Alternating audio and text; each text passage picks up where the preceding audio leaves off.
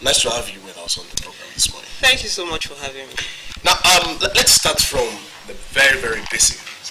Many will ask you what exactly is irregular migration, because some will tell you they have rights to movement. Some will tell you, of course, under the law, they can travel whichever way they like. What is illegal about migration that makes it irregular migration? Well, migrating without your papers, passports, and all that is required makes it irregular. And when you now have to use agents, which are mostly traffickers, and so at that point, it is actually irregular. So there won't be anything irregular in movement within the country, well, since the papers are not needed. Well, within the country, well, you can say irregular in the sense that maybe it has a lot of intercept with human trafficking, where you have the recruitment, the transportations of persons from one place to another, using fraudulent, using the means of fraud to obtain their consent for the purpose of exploitation. At that point, that is human trafficking. But sometimes, for irregular migration, those who are being migrated are aware. Oftentimes, they are adults and they consent to be migrated. They may want to cut corners or may not even have the good information about how to move. They just want to move. And so they begin to link up with people, and sometimes they could fall into wrong hands, and they give them all the assurances that don't worry, we would help you out, and they would not get the accurate papers and documents that is required for migrating from one country. When you call migration, migrating from one country to another. How well is NSCDC in Ondo State dealing with such matters, if we have cases like that at all? Have there been cases reported or that your organization have been able to burst somehow? Well, we have had, irregular migration happens more with border states and that borders the country, yes. But we have more of human trafficking cases, both internal and external. Where you talk about internal, mean perhaps from places like Calabar, Akwa Ibom, Benue to Ondo State, because Ondo State is not just a transit state, it has also become a destination state for human trafficking activities. A destination state for human trafficking activities. Yes. That's wow. It therefore places your organization on the red alert, if you ask me. So how well are you dealing with these cases of human trafficking? Well, let's start with what exactly constitutes human trafficking. Some would tell you, yes, I went to an agent, I paid the prescribed fee, and they gave me a maid, or they gave me a houseboy, and so on. Does that also constitute human trafficking? Let's know what exactly contravenes the law in that kind of a situation. Okay, I'll start with definition of human trafficking. Human trafficking is the recruitment, transportation, the harboring of persons by the means of obtaining their consent by fraud, deceit, coercion, for the purpose of exploitation. In that definition, we have three basic elements. That is the act, the means, and the purpose.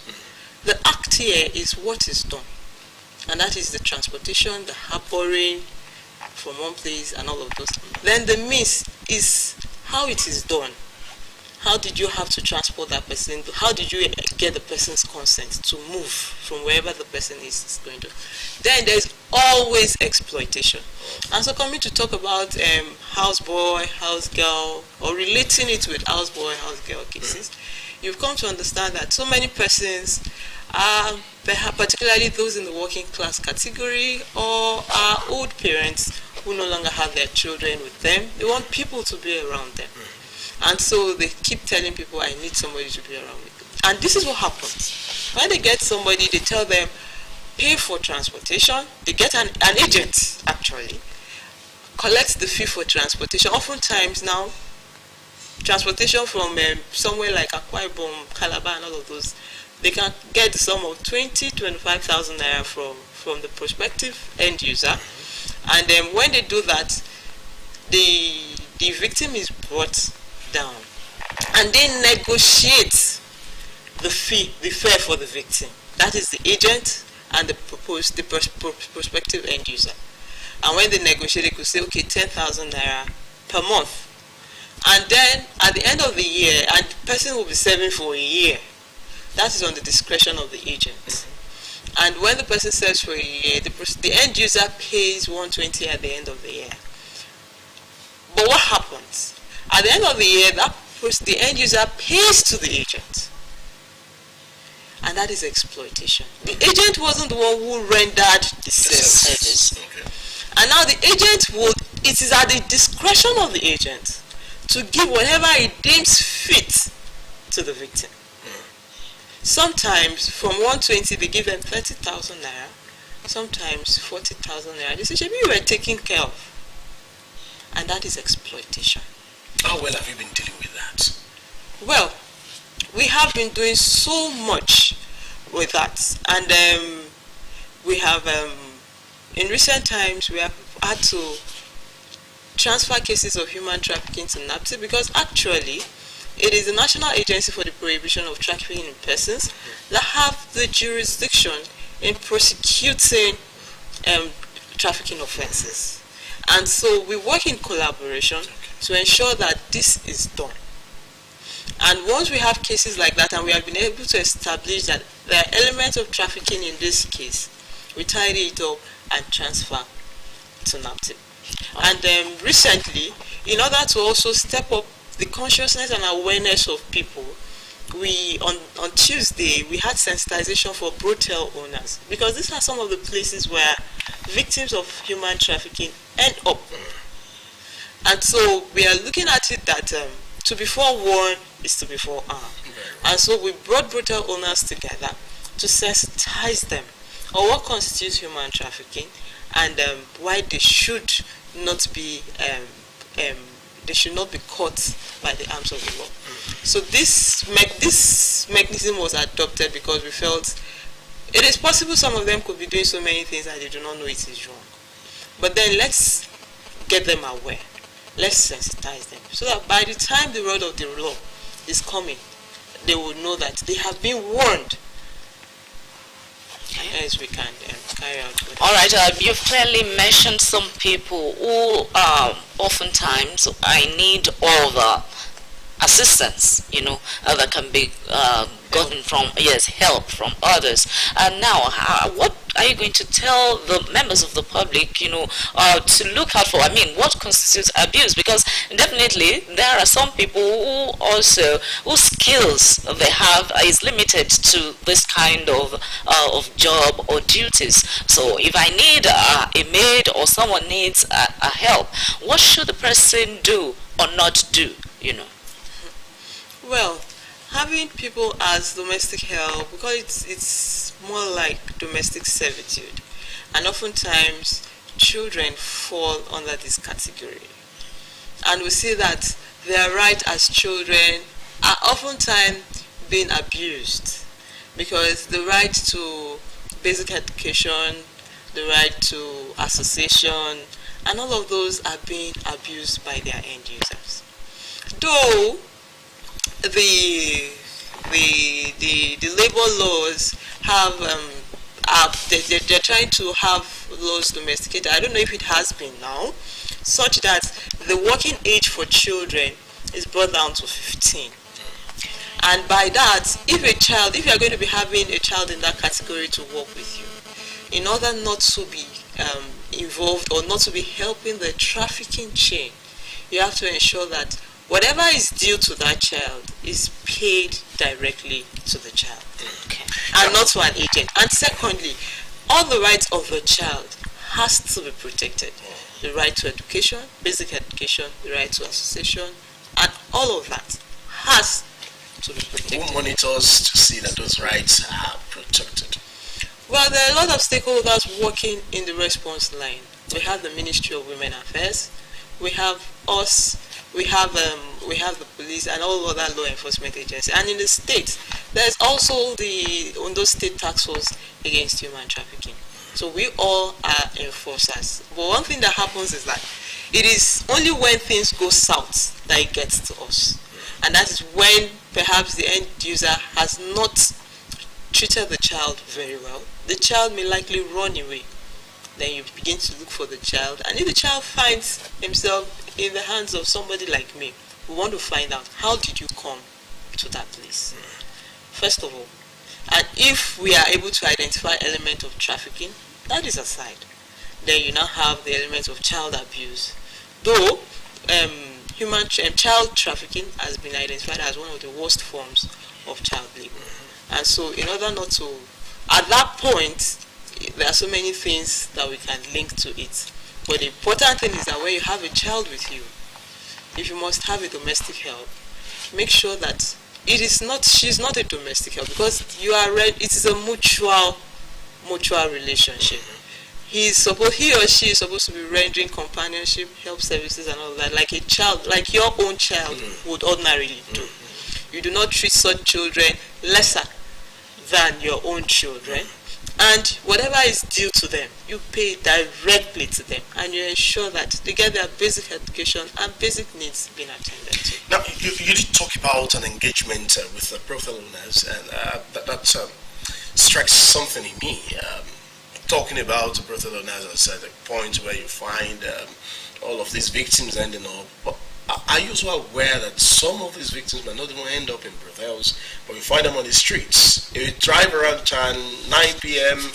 until around 1 a.m., we've had reasons due to the requirement of our job to stay late into the night, and you'll find underage girls just lining the streets, lining particular spots around the state capital. I would not be mentioning names of these areas. I'm sure you are aware of that. Some have said, of course, it's constitute nuisance and all of that, but is that also captured under the illicit trade? What exactly is the law saying about that, as far as your unit is also concerned?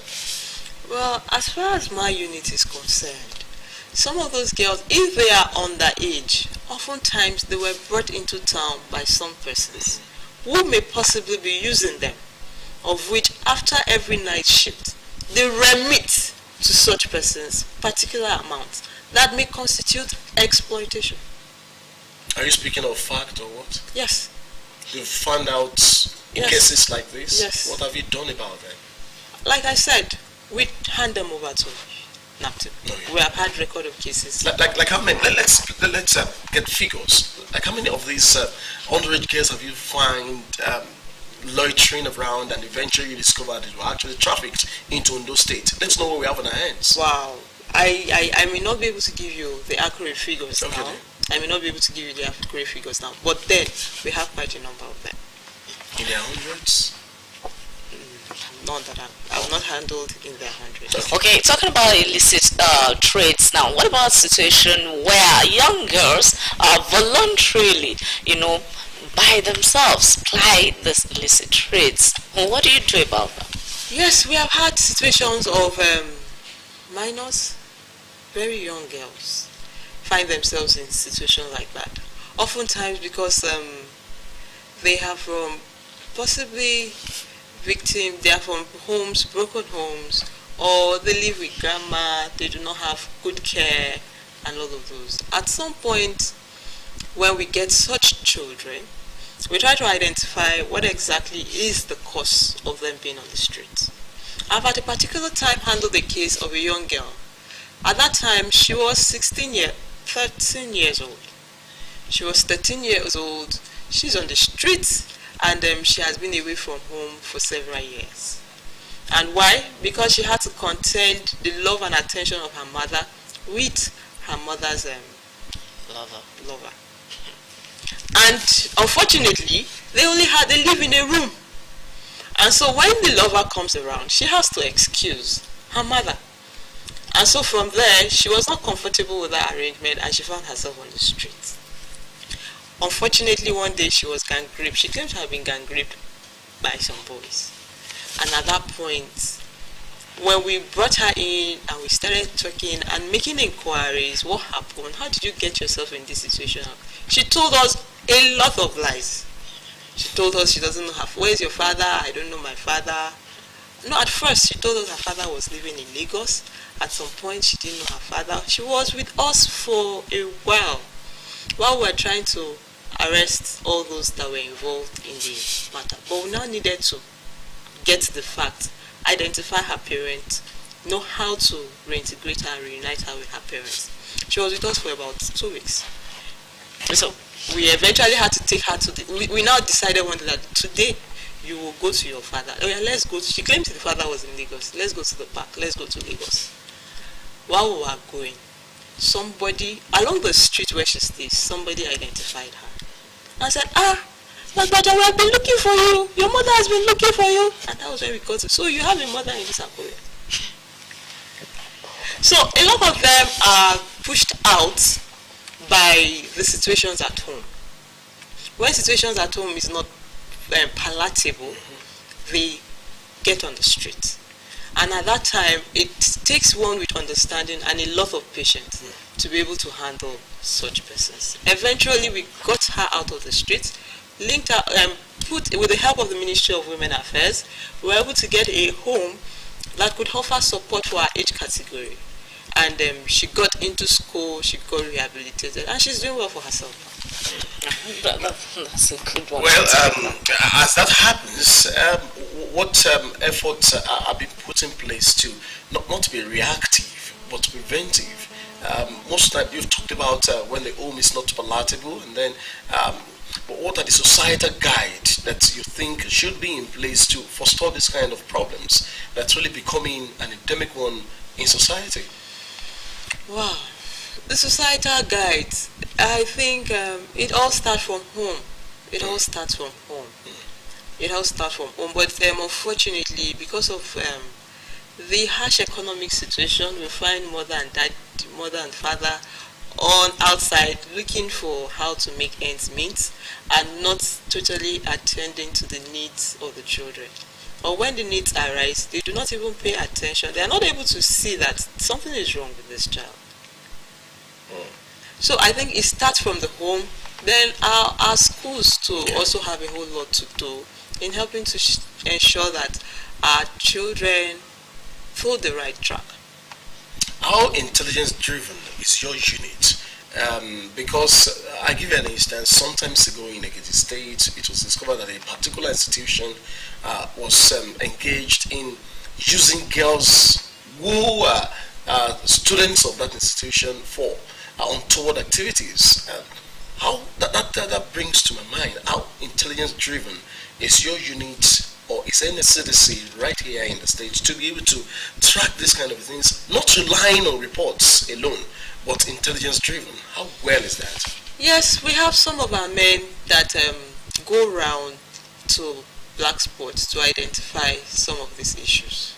And at one point or the other, we have also ensured that our divisional officers across the local government have had interface with what constitutes human trafficking, and as such, when they see one around them, they are able to call, they are able to act.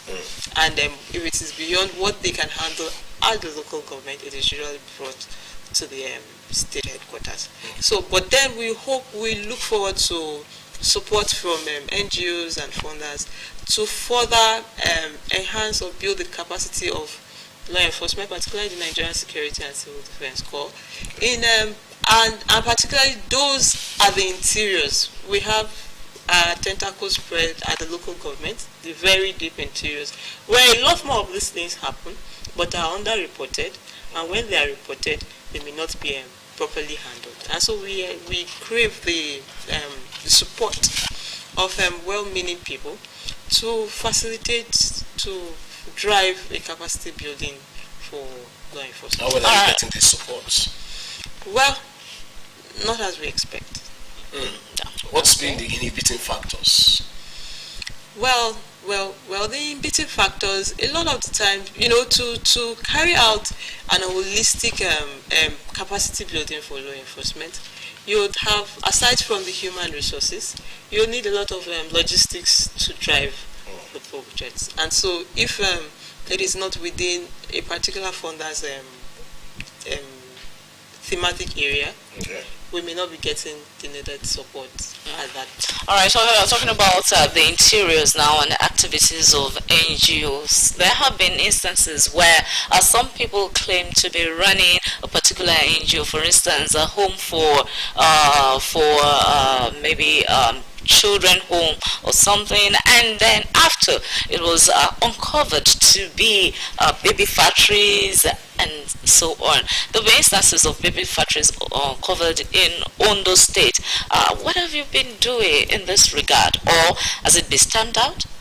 Well, in recent times, we have not had such cases, but I'm aware that the Ministry of Women Affairs has a mechanism in place where they have all NGOs in the state registered with them, and they carry out from time to time visits to such homes to identify, to know what exists in their homes. They also have reports coming in from such homes. At some point, there had been a particular time where we have been invited to accompany them to such.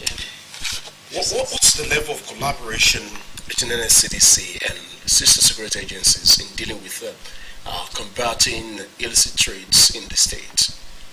Well, the Nigerian Security and Civil Defense Corps has enjoyed enormous support from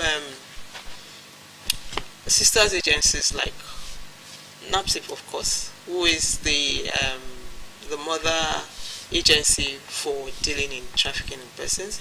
We have also enjoyed support from the immigrations and other law enforcement, and particularly the Ondo State Task Force against human trafficking, that is being chaired by the Attorney General and Commissioner for Justice, Sir Charles Tisiloye. He also has been giving them the needed support as at when needed.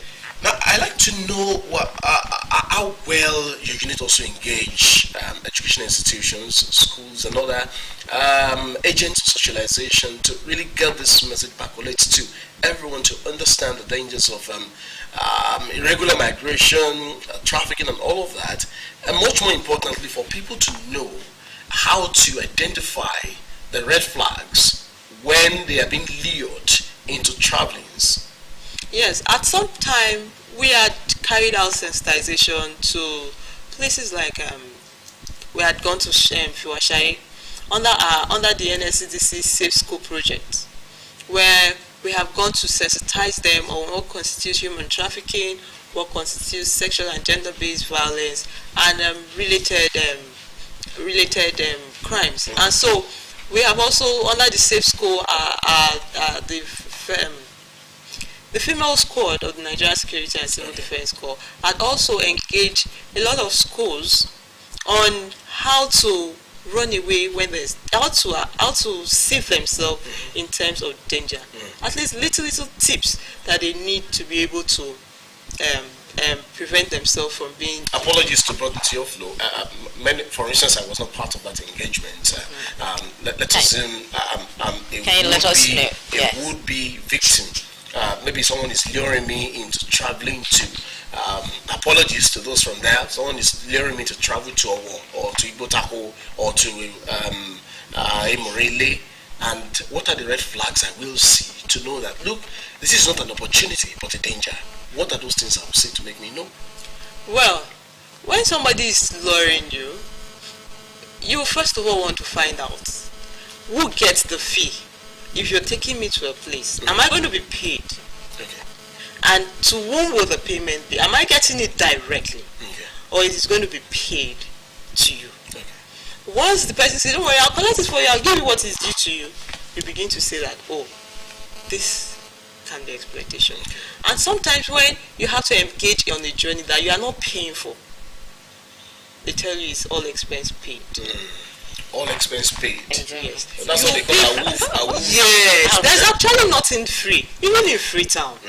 And so when you are going on a journey that is all expense paid, you pay for it when you get to destination. And it's usually exploitative. And what about situations where it's the parents, who get paid? The parents get paid, the child is working and the parents is getting paid. It is still an exploitative labor. The child should earn. It is now at the discretion of the child to say, this I'll give to my parents. I think you emphasize that again.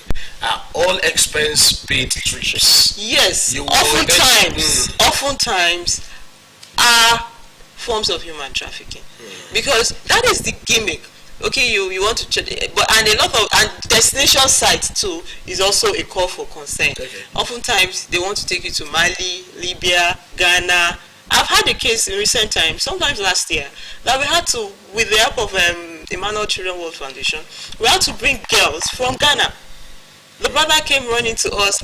My sister, a friend told her that she's good in dancing and singing, and so her skill was required in Ghana. And she should not worry, they're going to take her and she's going to have a better life. And godly, she went. Only to get to Ghana and identify that she was going to be used for prostitution. And so she cried out to her brother. And the brother came to us. And at that time, I think it was during the COVID or something, we had to connect with Ghana team. We had to, through the NGOs, we had to network with Ghana, Lagos, and all of those that ensure that the girls were actually put back to. So we must be careful of all the expense paid trips. I think that's the takeaway. You pay for it at the destination. Yes, and the payment is exploitative. It should be captured in graphics. Of course, that's very important. So that you will know that, like they will say on the street, they'll say, "I move the wrong belly." So then, let's be careful with all expense paid trips. So that's not to say that you cannot travel, but they are saying all expense paid, you will pay. Nothing is free. Even thank you so much, time. DSA. YEMI, FABOYO-AGBEDE, thank you so much for your time on the program. Of course, she's been able to explain to us things having to do with exploitations and illicit trade. And those of you who engage in that, well, you've seen that the long arms of the law will always catch up with you. Thank you so much for sharing those with us. Thank you for having me. Everyone, thank you so much for being part of the program this morning. From my colleague, yes, it's been an engaging engagement. So me use your words this morning. And next week will be another time to bring to you AM Today. My name is Folashade Ubido. Please make sure you don't go on all expense paid trip this weekend so that you don't pay exploitatively eventually. I am Sunday Kola. Let's again Monday morning, God willing. Please enjoy your weekend. Good